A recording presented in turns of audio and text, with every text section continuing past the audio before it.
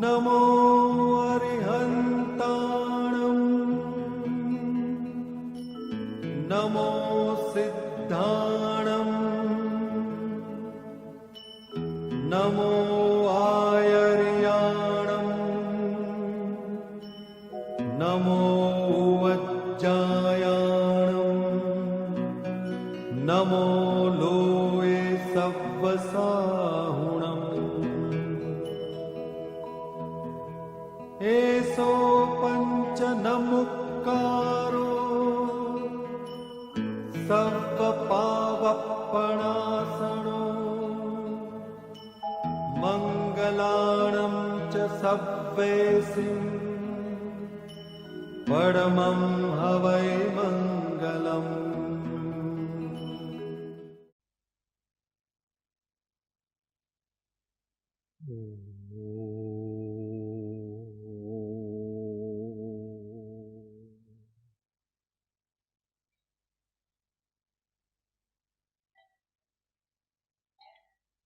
सावधान થઈએ આત્માને એટેન્શનની પોઝિશનમાં લાવી દઈએ.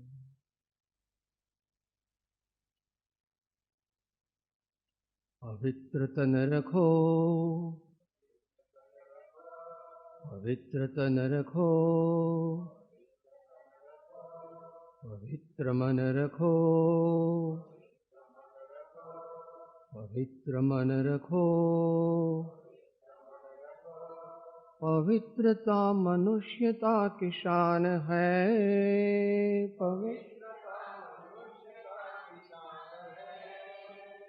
पवित्रता मनुष्यता की शान है.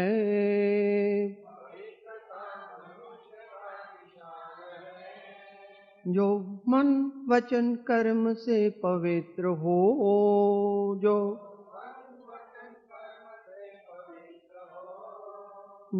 मन वचन कर्म से पवित्र हो,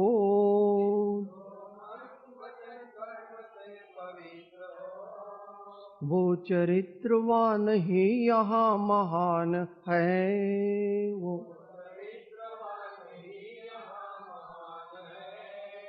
वो चरित्रवान ही यहाँ महान है.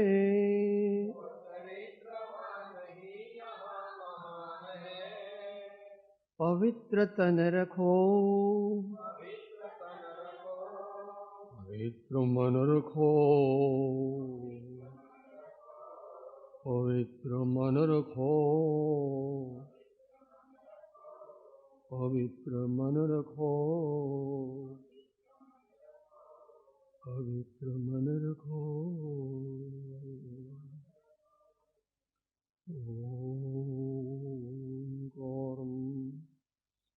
बिंद संयुक्तं नित्यं ध्यायन्ति योगिनः कामदं मोक्षदं चैव.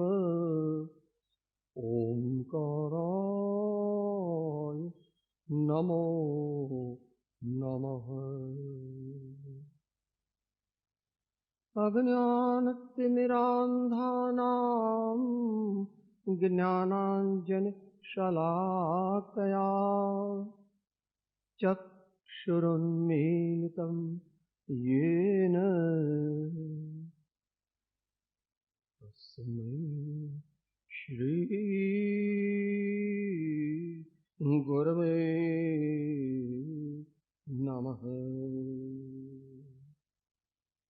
परात्पर गुरुवे नमः. परम्पराचार्य गुरुवे नमः.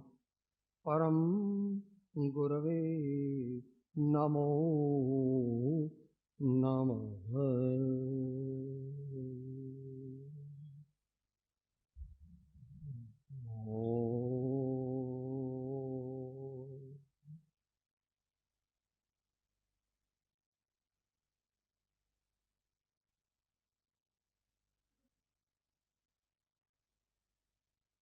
स्वाध्याय तत्व विचारणा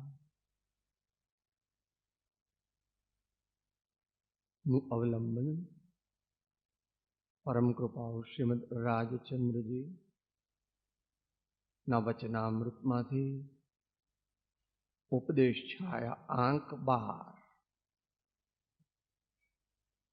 એની ક્રમિક વિચારણા ચાલી રહી છે, જેમાં ગઈકાલે છેલ્લે ખરેખરા પાપ કયા છે એ વિશે આપણને સમજણ આપી હતી. તેનું અનુસંધાન કરી આગળ ચાલીશું.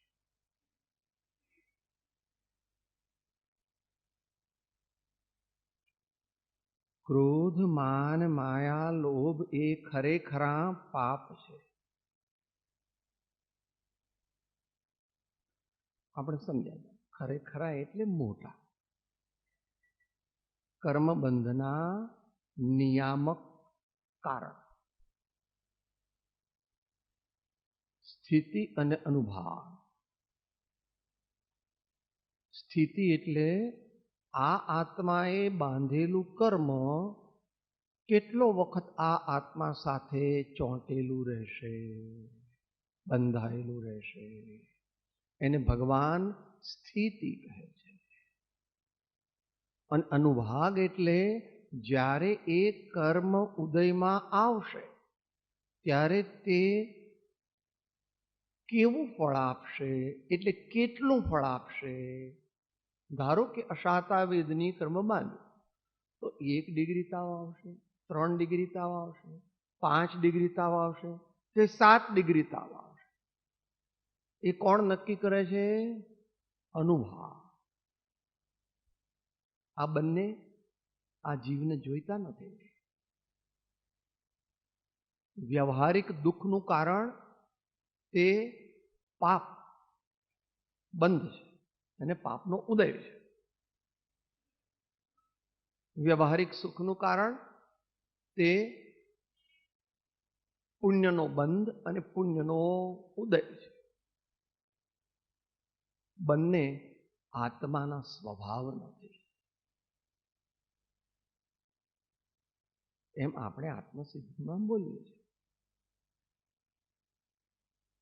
બોલો. વીત્યો કાળ અનંત તે કર્મ શુભાશુભ ભાવ, તેહ શુભાશુભ છેદતા ઉપજે મોક્ષ સ્વભાવ. તો પ્રપોઝલ છે.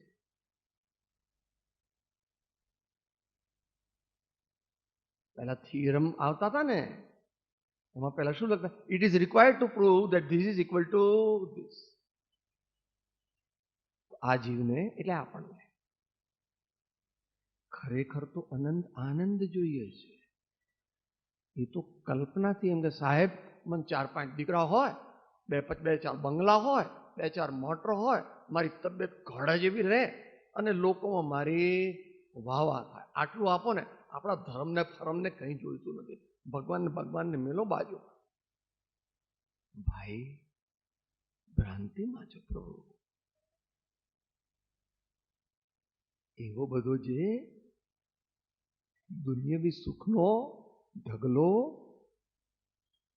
તે સુખનું કારણ નથી. કારણ કે સુખ તો અંતરમાં છે.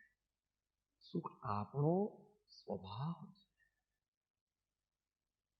ક્રોધ, માન, માયા, લોભ એમાં વાત કરી હતી. બધી જાતના ક્રોધ, માન, માયા, લોભ લેવા એટલે મિથ્યાત્વ પણ આવી ગયું અંદર.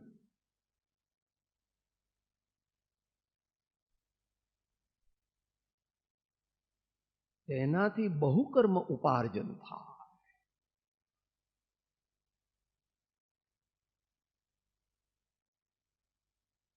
કર્મ જે છે એ આવવા માટે જેટલો વધારે ક્રોધ કરે તો એની સાથે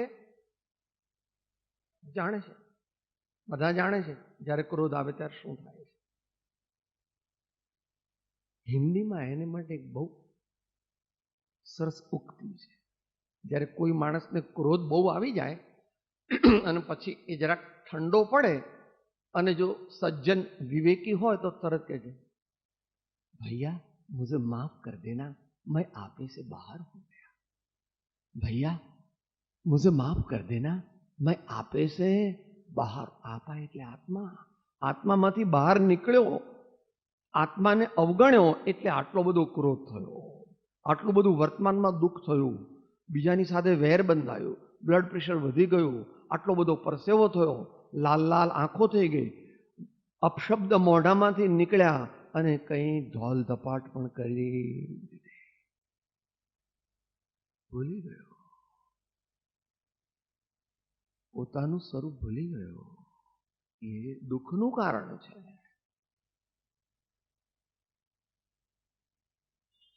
હજાર વર્ષ તપ કર્યું હોય પણ એક બે ઘડી ક્રોધ કરે તો બધું તપ નિષ્ફળ જાય. એ છેલ્લું વાક્ય ગઈકાલે હું વાંચ્યું.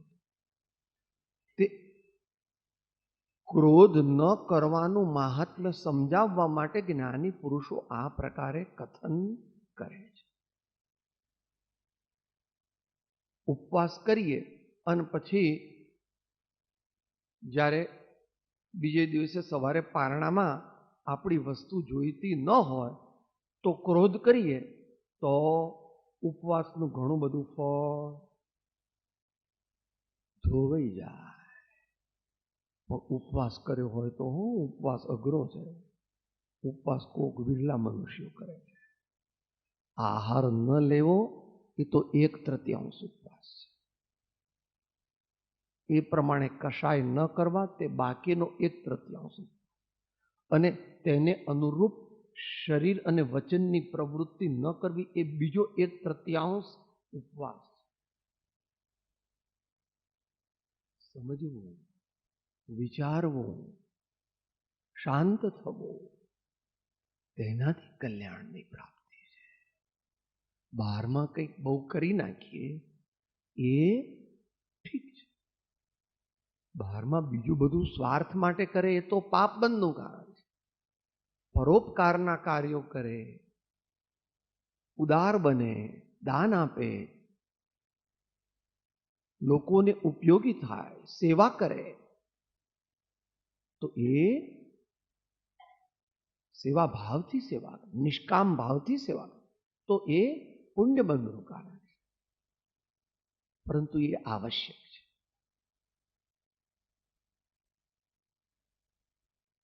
આપણે એકલો શુદ્ધોપયોગ સીધો જ પ્રાપ્ત કરી લઈએ તો કે એવી વ્યવસ્થા જ નથી વિશ્વમાં. અનંત કાળમાં જેટલા ભગવાન થયા, જેટલા જ્ઞાની પુરુષો થયા, બધાને પ્રથમ ભૂમિકામાં એમાંથી પસાર થવું પડ્યું હોય. કદાચ આ ભાવમાં ન થયું હોય તો આગલા ભાવમાં થયા. But it is not optional, it is compulsory.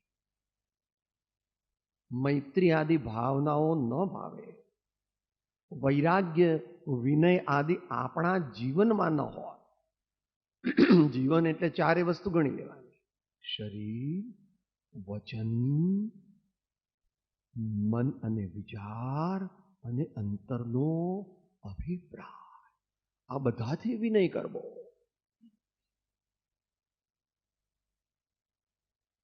તો શિષ્ટાચાર વિનય થયો. એના 5% માર્ક.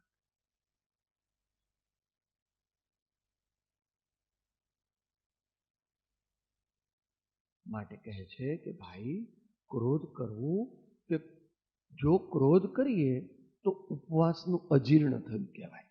ઉપવાસ પચ્યો કહેવાય. ઉપવાસ આ આત્માએ પચાવ્યો નહીં, એટલે એને પરમાર્થથી કલ્યાણકારક થયો નહીં. કારણ કે પછી ક્રોધ કર્યો એટલે ઉપવાસનું ઘણું બધું ફળ ધોવાઈ ગયું. એવું કરવું નહીં. આગળ હવે આપણા બધામાં જે મુખ્ય કડી ખૂટે છે એ અંગે નિર્દેશ કરે છે. ઇન્ટુ સિંગલ ઇન્વર્ટેડ કોમા છે. 6 ખંડના ભોગતા રાજમુખી ચાલી ગયા અને હું આવા અલ્પ વ્યવહારમાં મોટાઈ અને અહંકાર કરી બેઠો છું.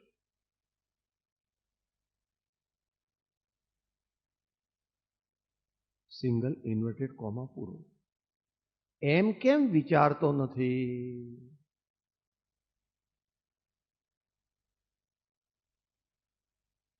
સત્સંગ પણ નથી, સદવાંચન પણ નથી. મહાપુરુષોના ચરિત્રોને ભાવપૂર્વક વાંચવા, એ માટે તીર્થંકર ભગવાનની વાણીમાં એક આખો અનુયોગ મૂક્યો છે અને એનું નામ શું આપ્યું છે? પ્રથમાનુયોગ.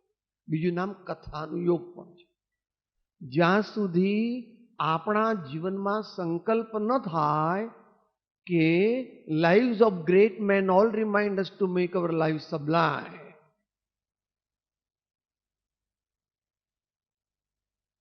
ગુણથી ભરેલા ગુણજન દેખી હૈયું મારું નૃત્ય કરે, એ સંતોના ચરણ કમળમાં મુજ જીવનનું અર્ઘ્ય બને.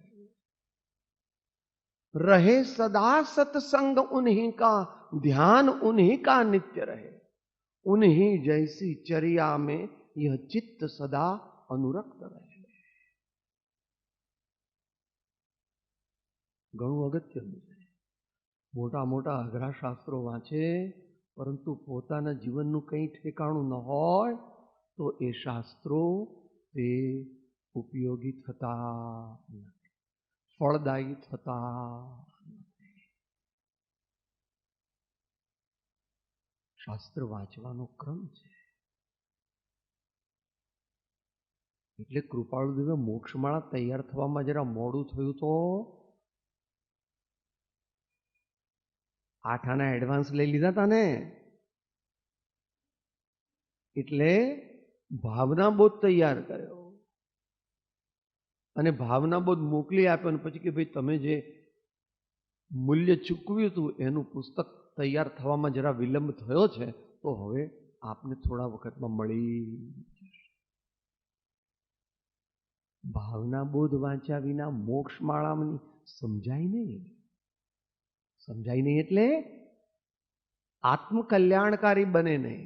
બુદ્ધિ તો ઘણી છે, 12 ભાષા જાણે છે અને બોસ્ટન ને ઓક્સફોર્ડ કેમ્બ્રિજનો ગોલ્ડ મેડાલિસ્ટ છે, IQ 150 છે, પણ એ એવું જ્ઞાન આત્મકલ્યાણમાં કામમાં આવતું નથી. એ બધી વ્યવહારિક છે.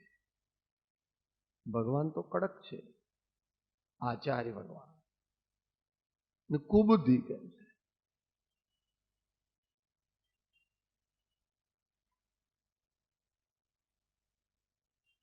આત્મજ્ઞાન જોઈતું હોય, સમકિત જોઈતું હોય તો સુમતિ વધારવી. કુમતિ બાધક છે, સુમતિ સહાયક છે. આનંદજી મહારાજે તો દંડો લઈને આત્મામાંથી કાઢી જ મૂકી.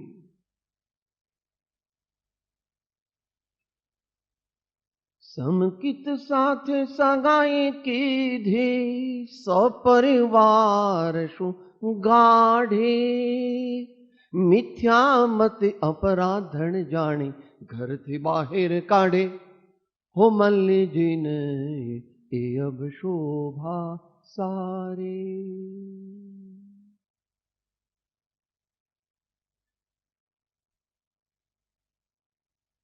લાખો પુસ્તકો અત્યારે દુનિયામાં છપાય છે ને નવા નવા મળે છે, પણ એમાંથી આત્મકલ્યાણ પ્રત્યે લઈ જાય, સાચા સુખની પ્રાપ્તિમાં સહાયક થાય એવા તો પુસ્તકો કોઈક જ હોય છે.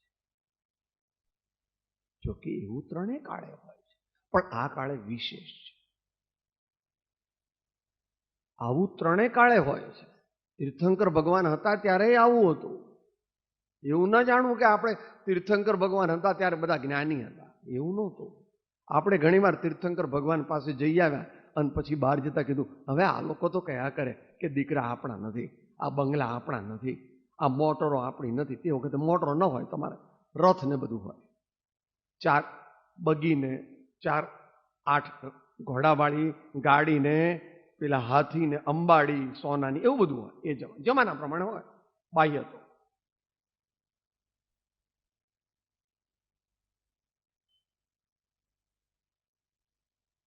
કે સાહેબ એનું પ્રમાણ શું? તમે જઈ આવ્યા છો તીર્થંકરના સમોસા કે આપણે બધા જઈ આવ્યા છીએ કોઈક ને કોઈક વાર, પણ ના તો તમે કીધું કેમ? આગમ પ્રમાણ છે. શ્રુત પરિચિત અનુભૂત સર્વને કામ ભોગ બંધન ની કથા પરથી જુદા એકત્વની છે પ્રાપ્તિ કેવળ સુલભના.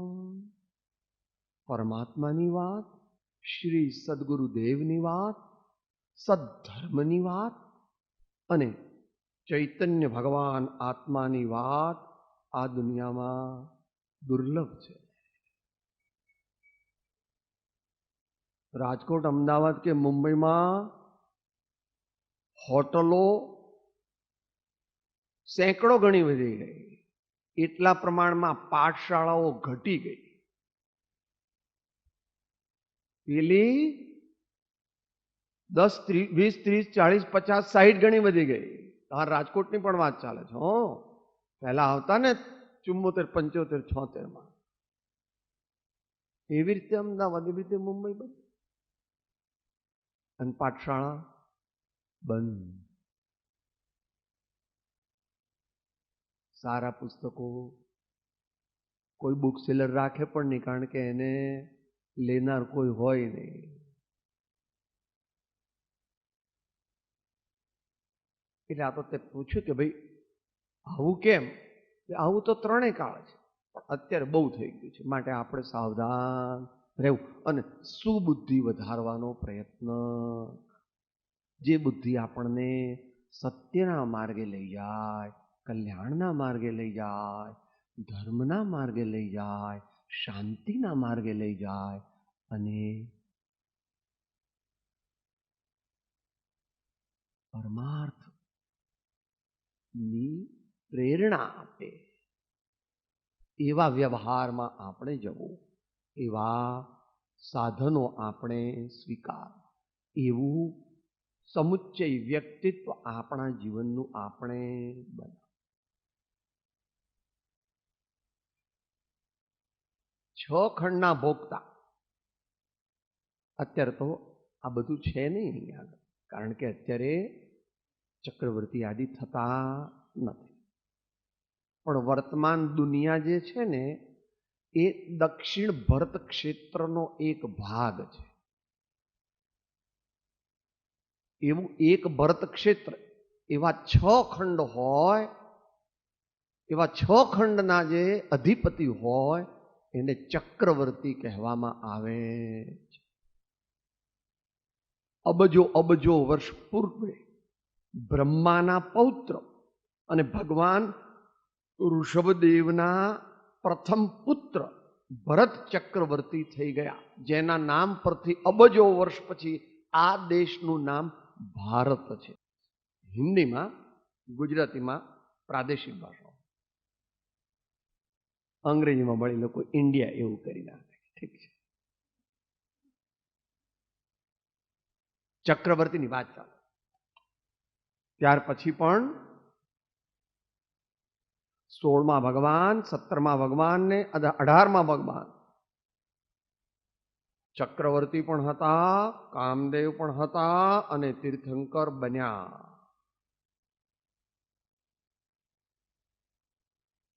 એવી એમની 6 ખંડની બાહ્ય સંપત્તિ, રાજ્ય વગેરે હતા, તેને મૂકી ચાલી ગયા અને હું આવા અલ્પ વ્યવહારમાં મોટાઈ અને અહંકાર કરી બેઠો છું.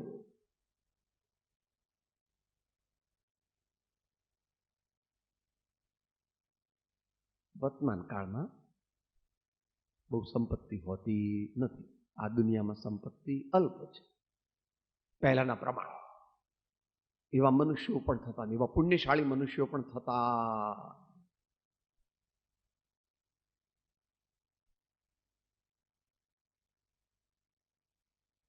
મહારાષ્ટ્રી ઘણી વાર કહે છે કે ભાઈ એમણે 6 ખંડનું રાજ છોડ્યું અને તું શેઠ કહેવાય છે, મધ્યમ કક્ષાનો, તારો 6 રૂમનો બંગલો છે એ પણ છોડી શકતો. છોડવાનું એટલે એનાથી ગમે ત્યાં જાય તો પેલા શું કહેવાય, મોબાઈલથી કેમ છો, આ કેમ છે આખો વખત એની સાથે મોહના તાંતણાથી જોડાયેલો છે. કંઈ કામ હોય તો કહેજો મને, કંઈ કામ હોય તો કહેજો.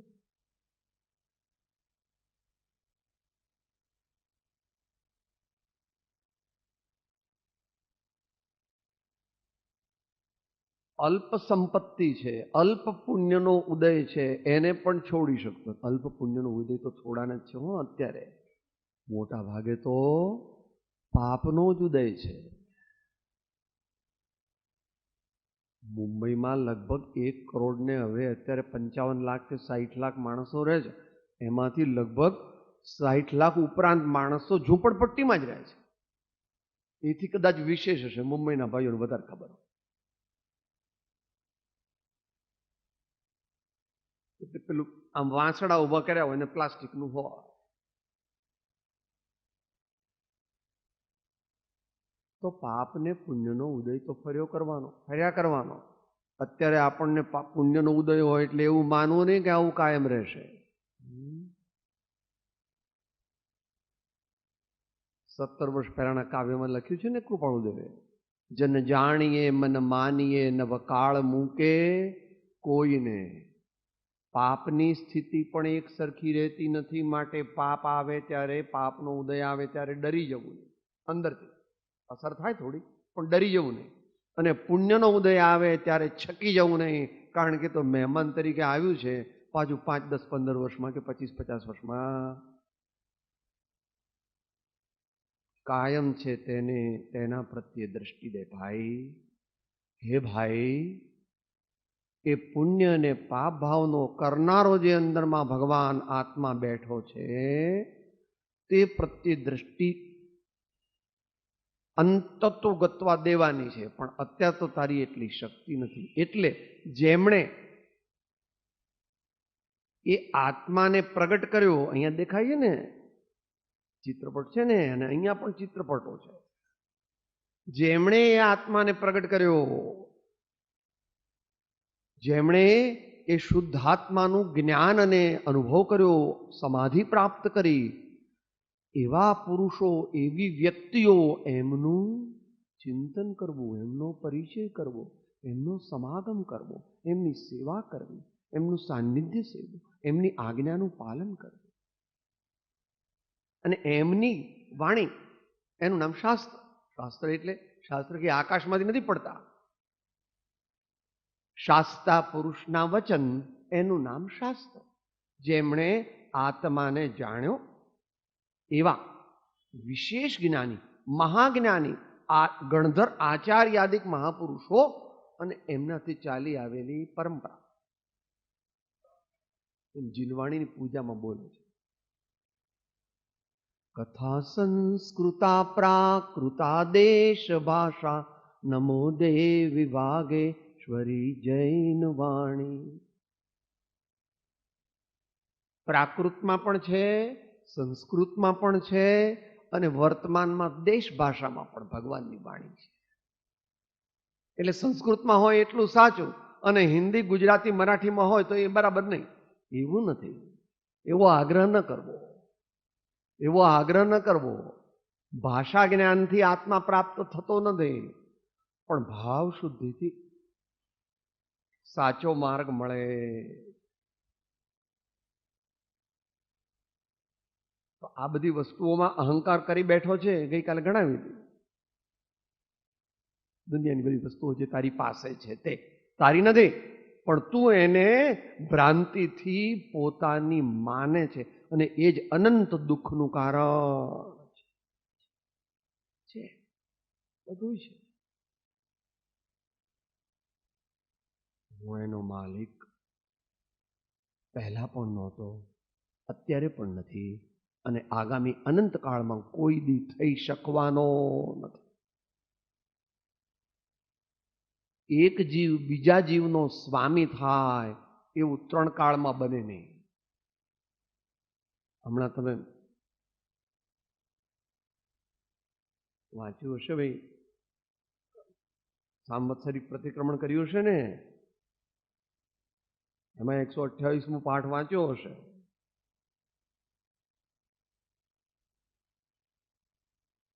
જગતના પદાર્થોનું સ્વામીપણું કર્યું હતું તે ભૂલ હતી. એ અંગેના થોડો સંદર્ભ છે, તે વાંચવા જેવો છે, વિચારવા જેવો છે. વળી સ્મરણ થાય છે કે જેના વિના એક પળ પણ હું નહીં જીવી શકું એવા કેટલાક પદાર્થો સ્ત્રીયાદિત્ય અનંતવાર છોડતા તેનો વિયોગ થતા અનંતકાળ પણ થઈ ગયો, તથાપિ તેના વિના જીવાયું એ કાંઈ થોડું આશ્ચર્યકારક નથી. અર્થાત જે વેળા તેવો પ્રીતિભાવ કર્યો હતો તે વેળા તે કલ્પિત હતો એવો પ્રીતિભાવ કાં થયો એ ફરી ફરી વૈરાગ્ય આપે.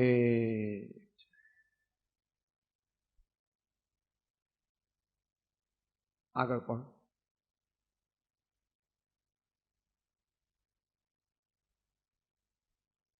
સર્વ સાથે પ્રેમથી રહેવું, મૈત્રીથી રહેવું, સામાન્ય સ્નેહીથી રહેવું, પણ મોહાશક્તિથી રહેવું નહીં.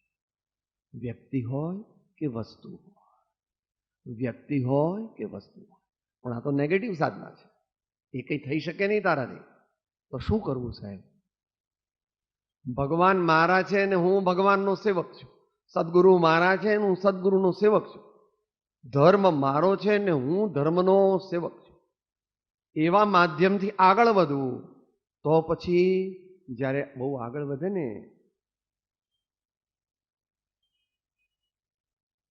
એ બધું પણ ચિંતનમાંથી જતું રહે અને એ ચિંતક જ્ઞાયક ભગવાન આત્મામાં સ્થિરતા થાય ત્યારે અનંતકાળથી અપ્રાપ્ત એવું ચૈતન્ય સ્વરૂપ એટલે કે અતિન્દ્રિય આનંદની અનુભૂતિ થાય છે. માટે રોકાઈ ન જવું એમ કે છે. અલ્પ વ્યવહારમાં મોટાઈ અને અહંકાર કરી બેઠો છું એમ કેમ વિચારતો નથી? માટે સ્વચ્છંદ, મોત, આગ્રહ અને માનાદિક શત્રુ બહુ મોટા છે, એના ઉપર ચોકી રાખવી. એ કેવી રીતે કરવું? ઘણા બધા પ્રકાર કરવા પડે. બહુ મોટું યુદ્ધ જીતવું હોય તો કઈ એમ કઈ ભડાકા ધડાકા કરે તો મોટું યુદ્ધ ન જીતા.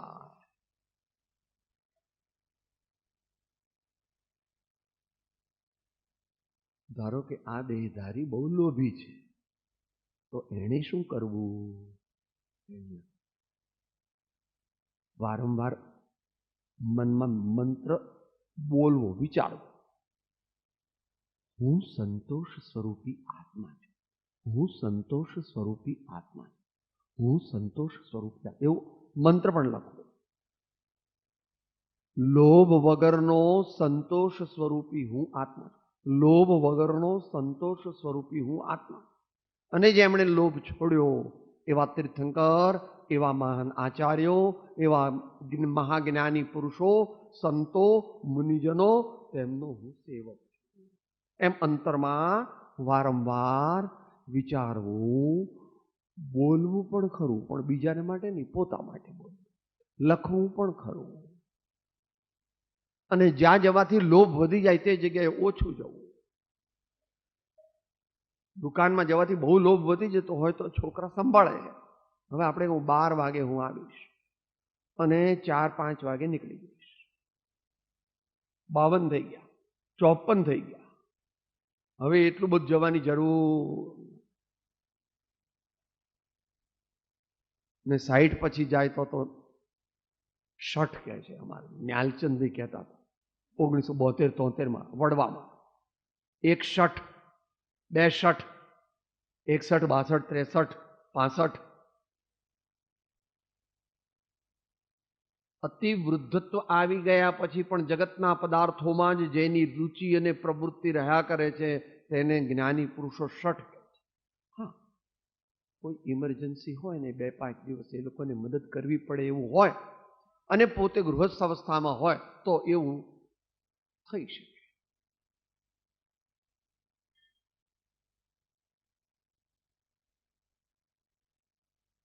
ઘનિષ્ઠ સાધના જ્યાં થઈ શકે, લોભનું એકદમ ઘટાડવાનું જ્યાં બની શકે, એવો પ્રયોગ કરવો.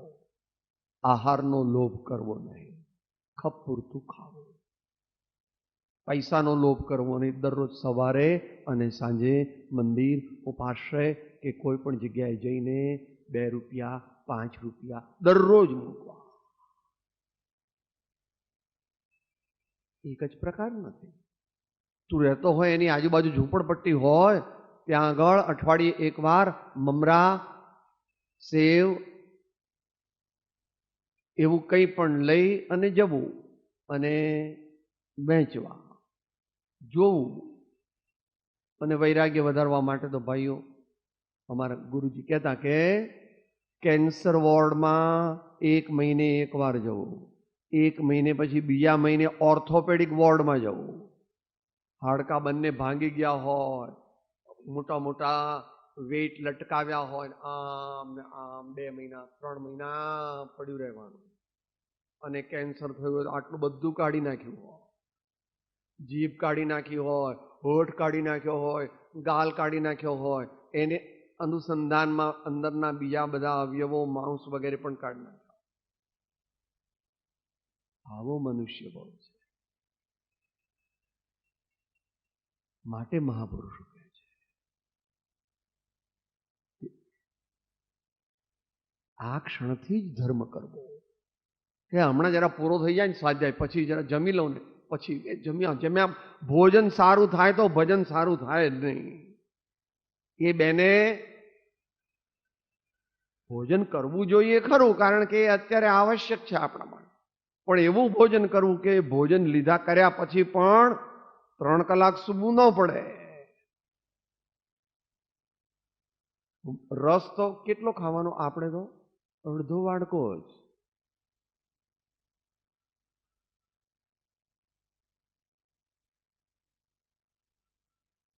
લાડવા કેટલા ખાવાના? મને રોટલી આપો, શાક આપો, દાંત માત નથી હવે એટલે દાળ આપો. લોભ, લોભ એટલે કે આપણે પૈસાનો લોભ એવું એકલો લોભ નથી, અનેક પ્રકારનો લોભ. લોભ એટલે જ રાગ, અને લોભ એટલે સર્વ પાપનો બાપ. સર્વ પાપનો બાપ તે લોભ છે.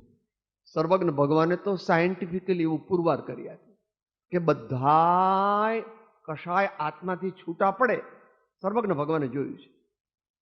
10મા ગુણસ્થાનના અંતે લોભ જાય. ક્રોધાદી તો 8મા ગુણસ્થાનના અંતે જતા રહે, ભય વગેરે વેદાદી. પણ પેલો લોભ જે છે એ 10મા ગુણસ્થાનના અંતે જાય. અને આપણે વેપારીને પાછો વધારે લોભ હોય. હો, યાદ રાખવું. નિયમ તરીકે નહીં, પણ જનરલી.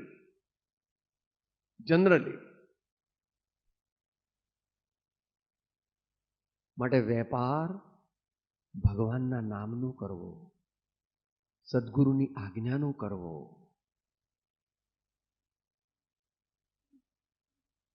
લાખ વિનાના લેખા નહીં ને પાર વિનાની પૂંજી.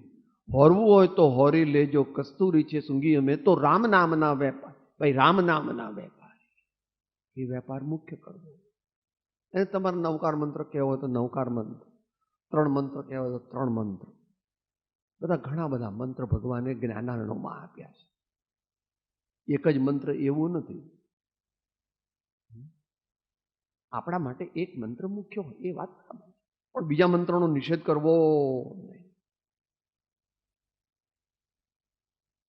તારું મન એકાગ્ર બનવા માટે જે જ્ઞાની પુરુષોએ આપેલો શબ્દ સમૂહ પોતે સિદ્ધ કરીને આપ્યો છે, એ તું એમની પાસેથી લે અને ભાવપૂર્વક, સમજણપૂર્વક એનું રટણ કરતો મન શાંત પણ બને અને પવિત્ર પણ બને. તો વૈરાગ્ય વધારવા મળે. એમ કેમ વિચારતો નથી? આયુષના આટલા વર્ષો ગયા તો પણ લોભ કંઈ ઘટ્યો નહીં ને કંઈ જ્ઞાન પ્રાપ્ત થયું નહીં. આયુષના આટલા વર્ષો ગયા, વિચારવું. આપણામાંથી મોટા ભાગના 30-40 તો થઈ જતા રહ્યા, કેટલાકને 50-60 જતા રહ્યા.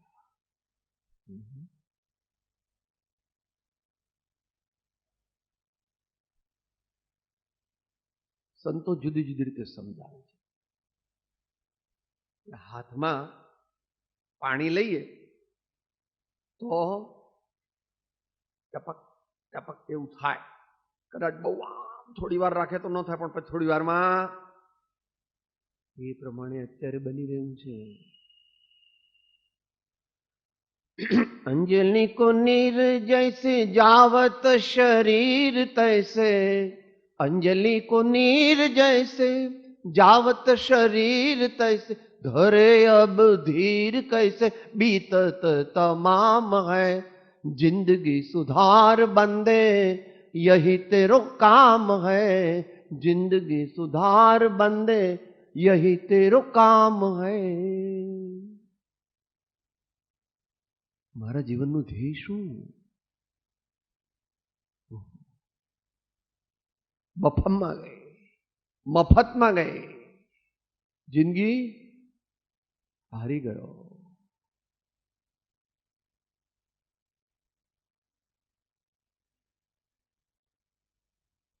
આયુષના આટલા વર્ષો ગયા તો પણ લોભ કઈ ઘટ્યો નહીં. કબીરજીનું બહુ પ્રસિદ્ધ પદ છે ને પાનું સંગીતકારોએ ગાયેલું છે ને, 30 बरस की अवमति उपजी, दिन दिन लोभ नयो, साधु की संगत कबहु न की, बिरथा जन्म गयो, जन्म सब बातों में बीत गयो, तूने कबहु न राम कहो, जन्म सब बातों में बीत गयो. तूने दिवस गंवाया खाए के और रात गंवाई सोए के, हीरा जन्म अमोल था कौड़ी बदले जाए. संकल्प करવો જોઈએ. એકલો સ્વાધ્યાય સાંભળે તો કઈ થોડું ફળ થાય. સ્વાધ્યાય સાંભળીને સંકલ્પ કરવો જોઈએ કે આટલા દિવસ હું ઘનિષ્ઠ ધર્મ આરાધના કરીશ. શરૂઆતમાં 15 દિવસથી ચાલુ કર, 365 દિવસમાં 350 દિવસ ભાઈ ઘરવાળા લોકોની સેવા. 15 દિવસ તો વેકેશન આપો કે ના આપો, કે ગુલામ બનાવીને એવી રીતે કરવાનું.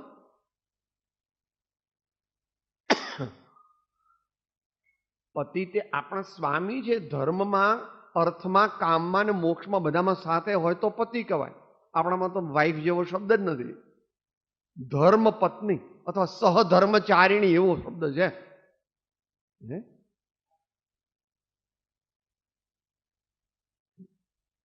ધર્મ કરવા માટેનો પ્રતિજ્ઞા કરવી જોઈએ.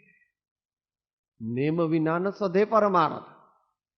નિયમ લીધા વિના સિદ્ધિ થાય નહીં.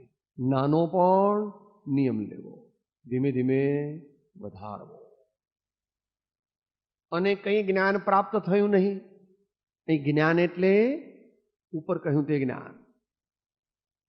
ક્ષમા આદિ ગુણ પ્રત્યા, સંસાર પરથી પ્રીતિ ઘટી, સાચાને સાચું જાણવું. સાચી તો 4 જ વસ્તુ છે. એક ભગવાન સાચા છે, એક સદગુરુદેવ સાચા છે, એક એમનો બતાવેલો ધર્મ અને માર્ગ અને શાસ્ત્રો સાચા છે, અને એ 3 જ્યાં લઈ જાય છે એ ભગવાન આત્મા તે જ સાચો છે. કૃપાળુદેવે એને માટે 2 સૂત્ર નાના નાના આપ્યા છે. જગત ઇષ્ટ નહીં આત્મથી, જગત ઇષ્ટ નહીં આત્મથી, એમ વિધેયાત્મક નિષેધાત્મક કહે છે. આત્માથી સહુહીન, આત્માથી સહુહીન, આત્માથી સહુહીન.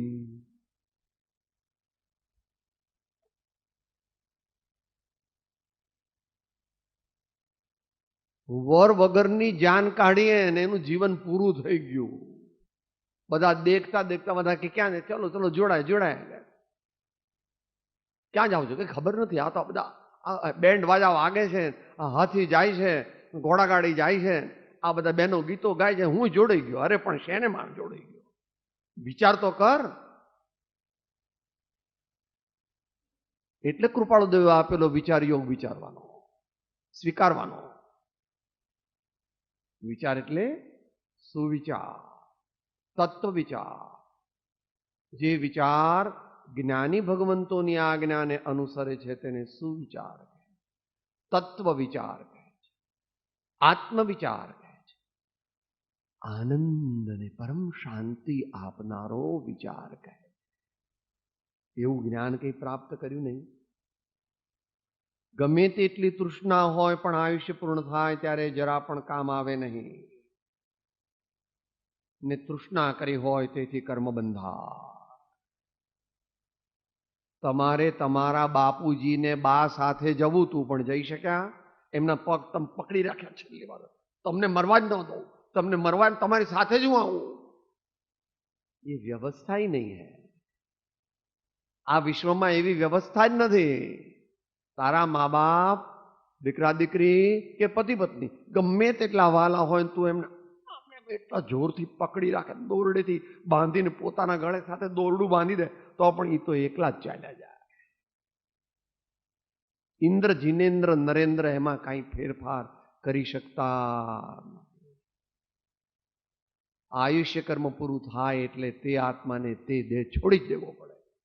અને વળી અહીં તો કહે છે કે નવા કર્મો બાંધ્યા તો બીજા એવા શરીરમાં જવું પડશે ને. કેવા કર્મો બાંધ્યા એ તો પોતે જાણતો હોય. હજુ થોડો સમય છે. કોઈકને વર્ષ, કોઈને 2 વર્ષ, કોઈને 5 વર્ષ, કોઈને 10 વર્ષ. ન્યુટ્રલાઇઝ કર નાખ. લેવડ દેવડ પૂરી કરી નાખ જલ્દી જલ્દી. બધી તો પૂરી નહીં થાય પણ પેલી ખોટી લેવડ દેવડ હતી એ તો પૂરી કરી નાખ. અને અભિપ્રાયમાં તો એમ રાખ કે કોઈ પણ લેવડ દેવડ રાખવી નૈષ્કર્મ્ય, સહજાવસ્થા પ્રાપ્ત કરવી છે. ભલે દૂર છે, પ્રાપ્ત કરવી છે. અપૂર્વ અવસર આ ભવમાં ન આવે એવું પોતાને લાગ્યું છતાં પણ ગાયો તો ખરો. ભલે કબૂલ કરી દીધું છે પણ તોય ભાવના શું કરી? સર્વ સંબંધનું બંધન તીક્ષ્ણ છેદીને વિચર શું કવમાં પુરુષને. ભલે અત્યારે ગજા વગરને હાલ મનોરથ રૂપ છે તો પણ એનો પ્રયત્ન, એની ભાવના, એનો પુરુષાર્થ ચાલુ છે.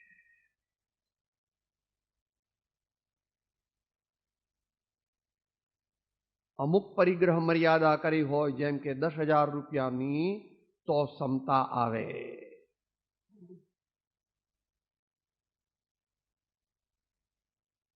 બહુ વ્રત આદિનું જ્ઞાન નહોતું. પ્રેક્ટિકલ 1976માં કોલ્હાપુરથી 18 માઇલ દૂર કુંભોજ બાહુબલી નામની એક વિદ્યાપીઠ છે. માં સમંતભદ્ર મહારાજ નામે એક મુનિ રહેતા હતા. એમનો રેફરન્સ આપણને કોઈ વિદ્વાનોએ આપેલો એટલે ત્યાં ગયેલા. અને જે દિવસે ત્યાંથી રવાના થવાના હતા એ દિવસે મહારાજે પૂછ્યું, આમ તો બધું મોટાભાગે મરાઠીમાં બોલે પણ હિન્દીમાં પણ બોલતા, થોડા દ્રઢ મનોબળ વાળા.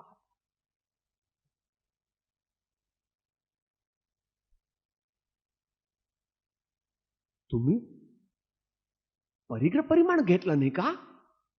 का तुम्ही जैन आहे का? आत्ताच घेऊन टाका, आत्ताच घेऊन टाका.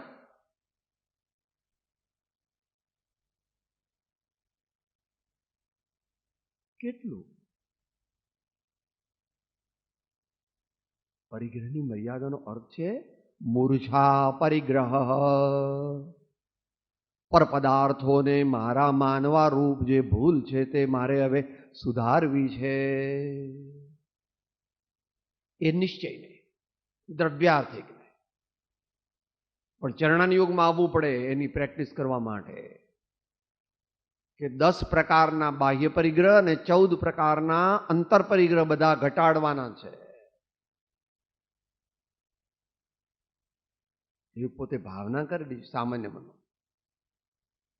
દ્વાદશ વ્રત અને દિનતા ધરી સાત્વિક થાઉં સ્વરૂપ વિચારી એ મુજ નેમ સદા શુભ ક્ષેમ નિત્ય અખંડ રહો ભવહારી. ભગવાને શ્રાવકને ગૃહસ્થ માટે 12 વ્રત કયા છે.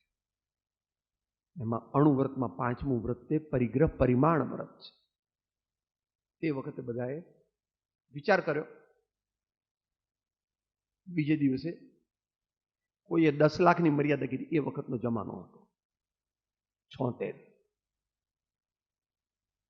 લગભગ તે વખતે પેટ્રોલની કિંમત 3 કે 4 રૂપિયા લીટર હશે. અત્યારે જે હોય તે એ પ્રમાણે ગણી લેવું. તો એ 10 લાખની મર્યાદા લીધી. બહુ જે શ્રીમંત હતા એને બાકી 3 લાખની મર્યાદા લીધી. કોઈ કે 2 લાખની મર્યાદા લીધી. ચિત્ત વૃત્તિને પર વસ્તુઓમાંથી પાછી વાળવી અને પરમાત્માના ચરણકમળ શ્રી સદગુરુદેવના ચરણકમળ અને તેમની દિવ્ય વાણી એની અંદર પરોવવી એ પ્રથમ પ્રકારનું સંકિત છે. 751માં એને નો વિસ્તાર કર્યો છે. ત્યાંથી એ વાંચો. જેમ કે 10,000 રૂપિયાની કરી હોય તો ક્ષમતા આવે. એ જમાનો હતો. 10,000 રૂપિયાને અત્યારે કેટલાય ગુણમાં? લગભગ 500 એ ગુણવાના.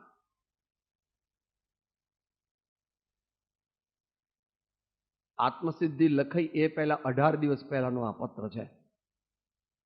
આત્મસિદ્ધિ લખાઈ ને 800 એકમને આ ભાદ્રવદ 13 તો ક્ષમતા જે છે આપણે સંતોષ. આપણને ખાવા બરાબર મળે છે, રહેવા બરાબર મળે છે, પહેરવા બરાબર મળે છે. થોડુંક ઘડપણ અને એકાએક માંદગી આવે તો ડાક્ટરના માટે પણ પૈસા છે એટલા બરાબર છે. બસ હવે બરાબર છે. હવે તમારે જેમ કરવું હોય તેમ કરો. મને બહુ કમાવામાં રસ નથી. તમારું અડીને ઊભું રહે તો હું એડવાઇઝરી કેપેસિટીમાં રહીશ, પણ ફિલ્ડ વર્કમાં આવીશ નહીં. પ્રેમથી સમજાવવું જોઈએ દીકરાઓને, દીકરીઓને, મેનેજરોને, એક્ઝિક્યુટિવ્સને, જે હોય તે.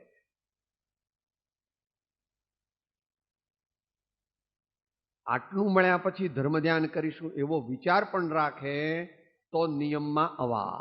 પણ આ તો નાની ઉંમરમાં હોય તો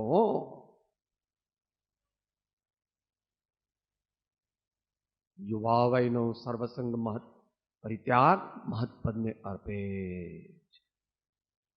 ધર્મ કરવાની ઉત્તમ સિઝન તો 20 થી 50 છે. પણ એવું સૌભાગ્ય દરેકને ન હોય. કઈ વાંધો નહીં. જ્યારથી જાગ્યા ત્યારથી સવાર.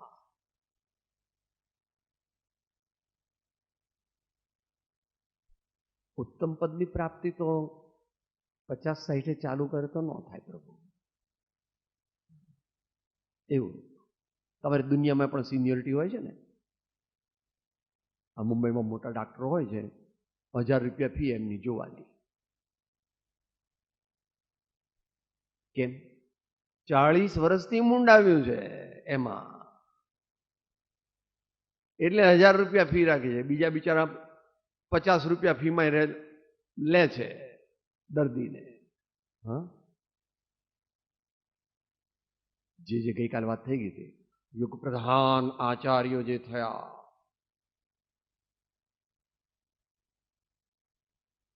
તીર્થંકર ભગવાનની તો વાત તો જુદી જ છે.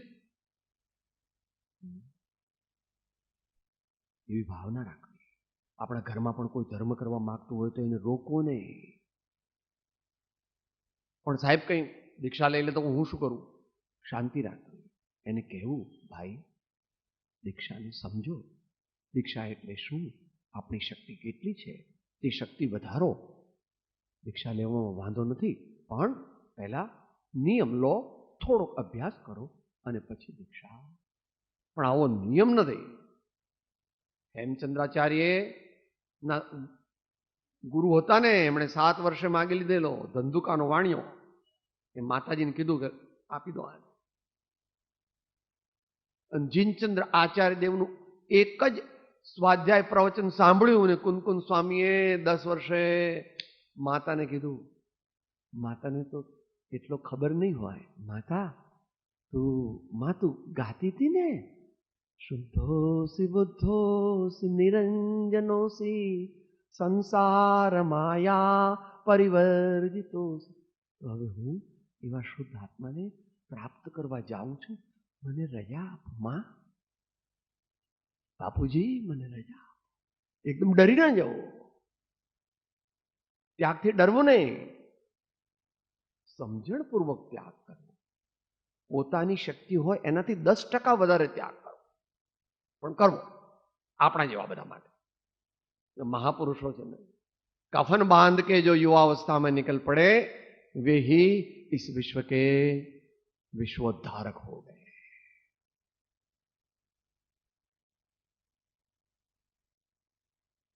એ નેમિનાથ ભગવાન, એ પાર્શ્વનાથ ભગવાન, કામનાની અપેક્ષાએ એ મહાવીર ભગવાન.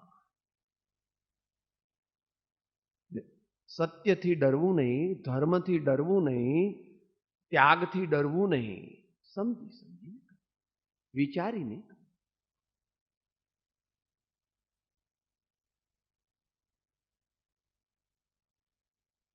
કોઈ ઉપર ક્રોધ કરવો નહીં.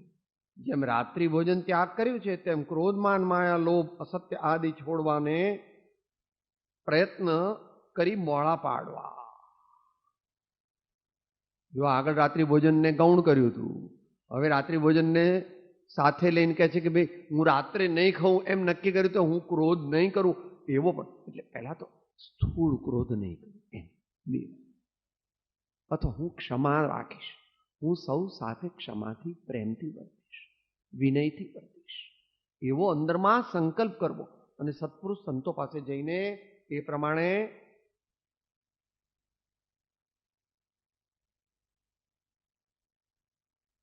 પ્રયત્ન કરીને મોળા પાડવા. તે મોળા પડવાથી પરિણામે સમ્યક તો થાય. વિચાર કરે તો અનંતા કર્મો મોળા પડે અને વિચાર ન કરે તો અનંતા કર્મો ઉપાર્જન થાય. મોળા પાડવાની વાત આવી હતી ને બી પહેલે દિવસે. ઘટાડો ઘટાડો ઘટાડો ઘટાડો ઘટાડો ઘટાડો ઘટાડો તો મટશે, મટાડો. જે દિવસથી અત્યારથી જ આશા અંતમંગળ પૂરું થઈ ગયા પછી ના, અત્યારથી ભગવાનની વાણીને પોતાની શક્તિ પ્રમાણે પણ પોતાની શક્તિ છુપાવીને તત્કાળ તેના અર્થને ગ્રહણ.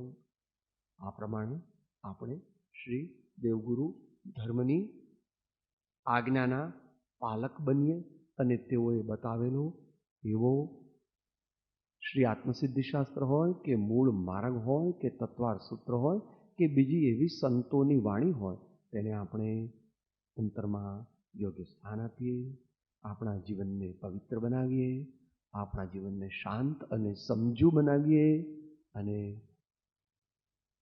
પરમ આનંદને ક્રમે કરીને પ્રાપ્ત કરીએ. તે કરવાની શક્તિ આપણને પ્રભુ આપે.